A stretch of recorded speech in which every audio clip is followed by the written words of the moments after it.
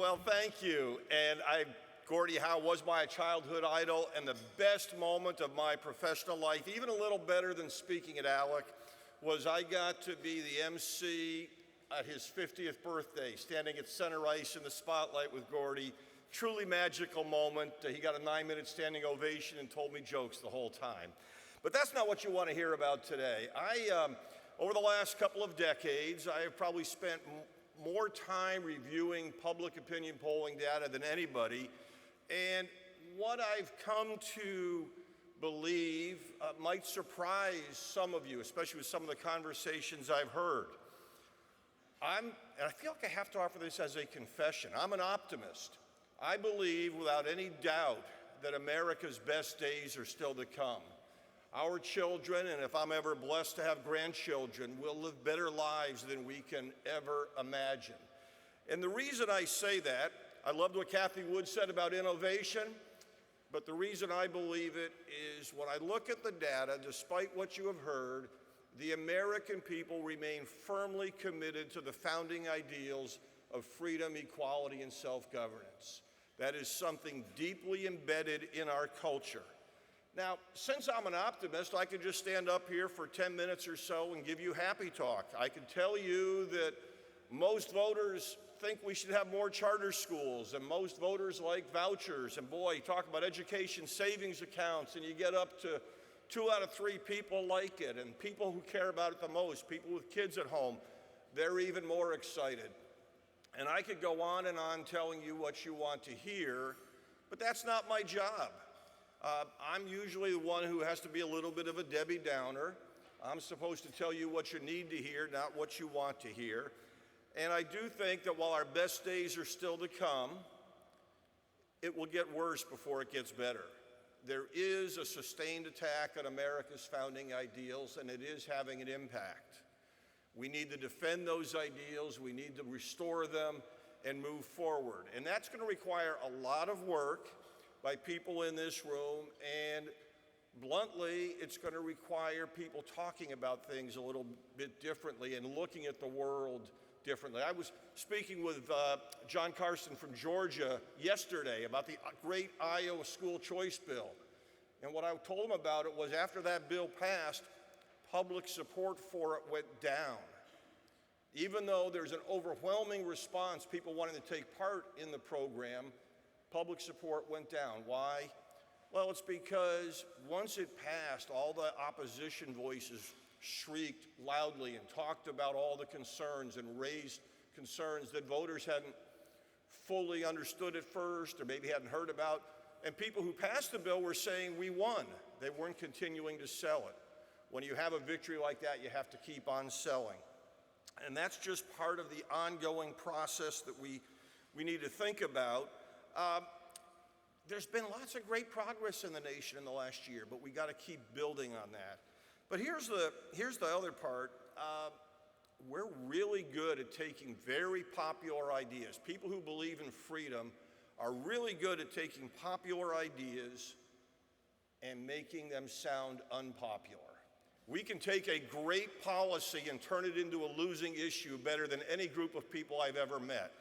And it's something we need to work on. And so I've got some pointers, 5 points to talk about, to think about as the way you might be better at communicating.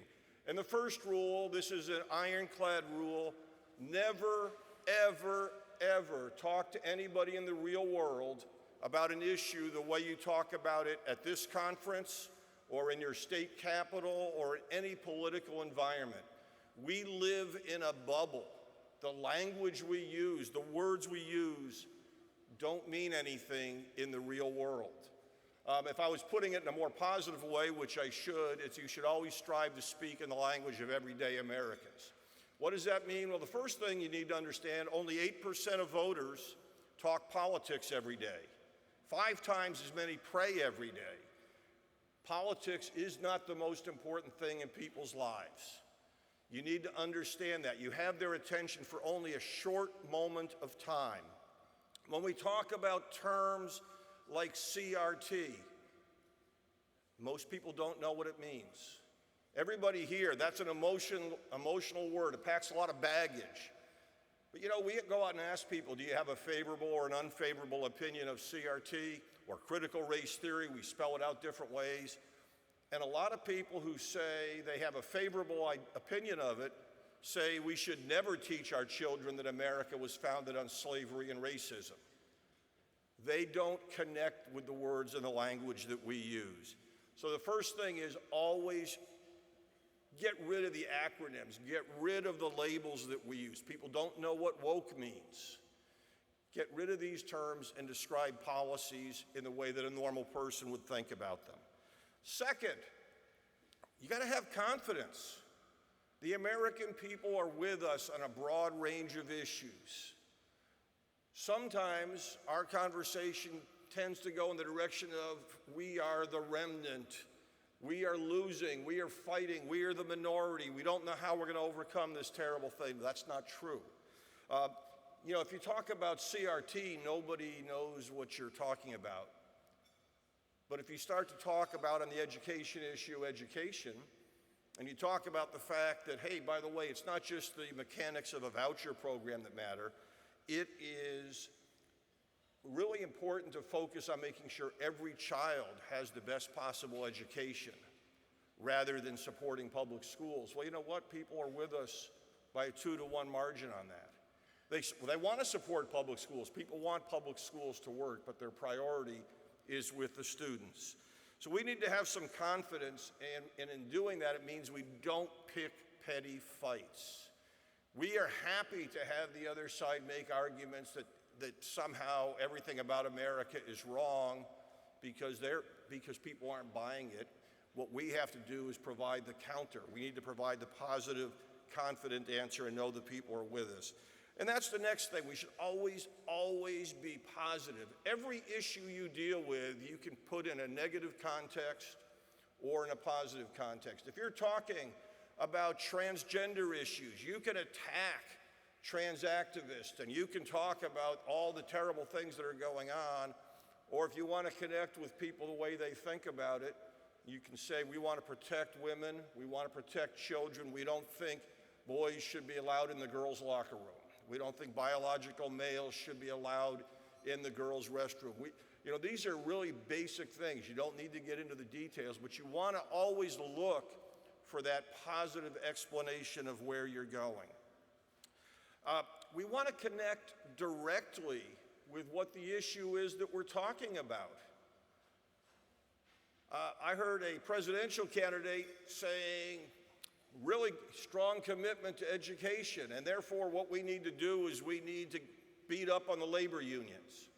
Well, I got to tell you what, most Americans, when you ask them about education, don't think of labor unions or the teachers union as the obstacle. They don't even make a connection between that. If you're talking about education, you want to talk about how you're going to provide each child with the best educational opportunity. And this is really something we lose sight of a lot because we get caught up in these inner battles. You know, in the suffrage movement, giving women the right to vote, and by the way, that began in Wyoming in 1869, was the first to give women the right to vote. Half of America was voting before Congress allegedly gave women the right to vote. But in half the congressional districts, women had the right to vote at that time.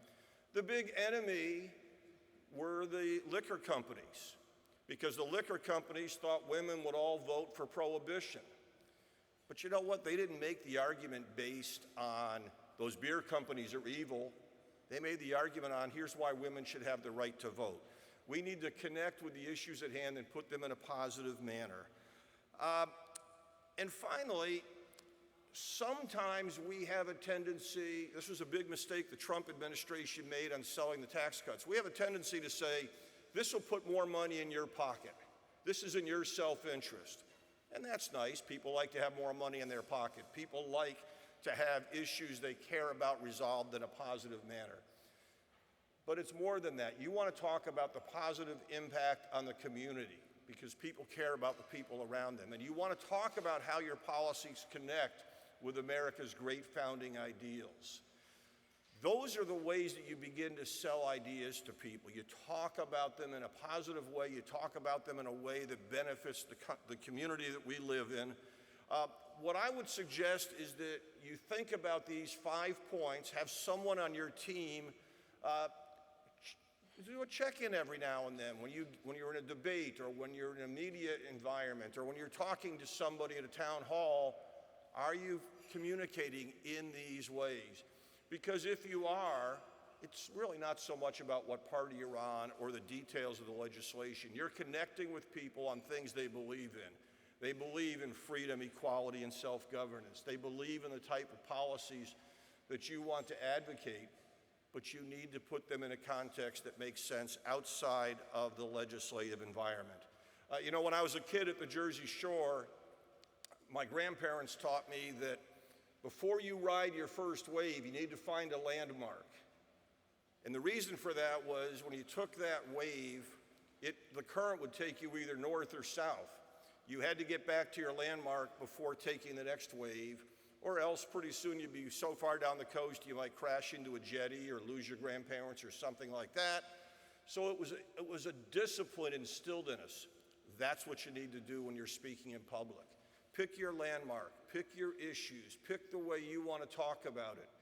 And then and nobody's perfect at doing this, after each presentation, after each encounter, check your landmark, get back and see how well you're doing.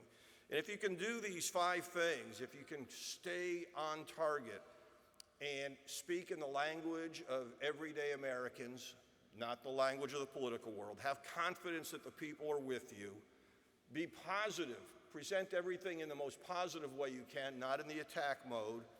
If you can connect the issue that you're talking about with the concerns that voters have, the way they think about it, and then if you can talk about it, how it fits in the context of America, how the policies help not just the individual, but the community and help support our founding ideals.